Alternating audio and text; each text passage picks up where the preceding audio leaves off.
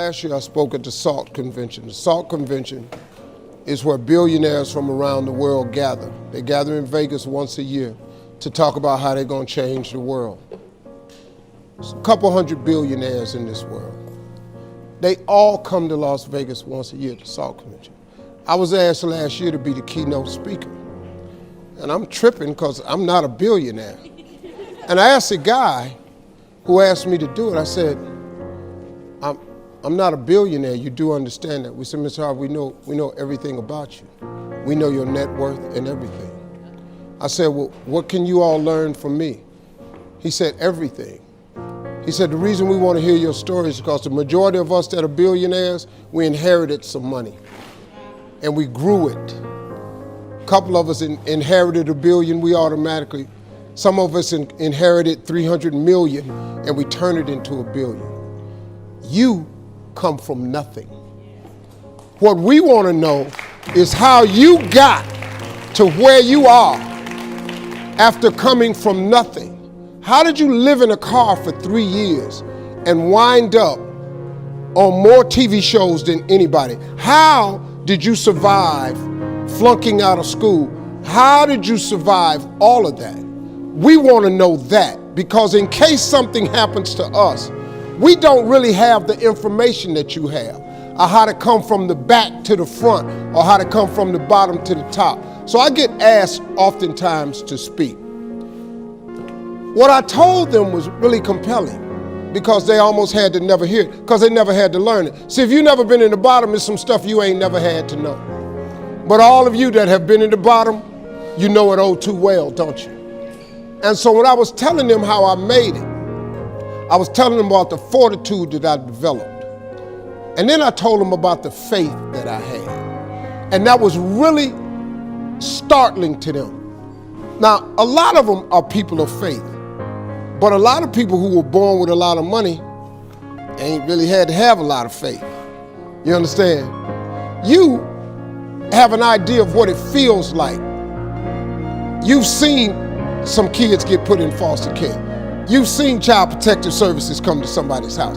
You've seen kids come to school with less. You might have been one of the kids that went to school with less. You have struggled to give your kids a better life than the one you had. They don't hear this. But I'm gonna tell you something right now. You can be successful without an education. You can be successful without coming from a rich family. You can be successful. I don't care what color you are, what faith you belong to, your sexual preference. I don't care what's wrong with you. You can be successful. I'm going to tell you flat out, you have got to tie your existence to your Creator. If you don't tie who you are to God, I got news for you. You're going to forever struggle. Now, this is what I'm telling you is something you can do today. You ain't got to go to school to get this one. You ain't got to have no meeting with nobody. I'm telling you that if you solidify a relationship with God, you ain't got to ask nobody's permission. You ain't got to check in. He ain't got no line. You can go and form this relationship today, this evening, when you get home. Listen, man. You can shortcut this. I ain't got no education. I flunked out of school. I'm on my 3rd marriage. I lost everything I ever owned twice. I had a severe stuttering problem growing up. I've been picked and teased my whole life. I've been homeless and lived in a car for 3 years. What you finna tell me that I don't know about him? I will tell you what God can do. He can do anything. God can pick you up when you're at your lowest moment. God can take your existence and turn it around. Now listen to me, I ain't no preacher. I'm a street cat. You understand? I'm not a good Christian. I'm a Christian, you know. But I'm at best, I'm an entry-level Christian. I don't do advanced Christianity. Like on a scale of 1 to 10, I'm probably like a 2. But I got news for you. That's all you got to be. Because you know why?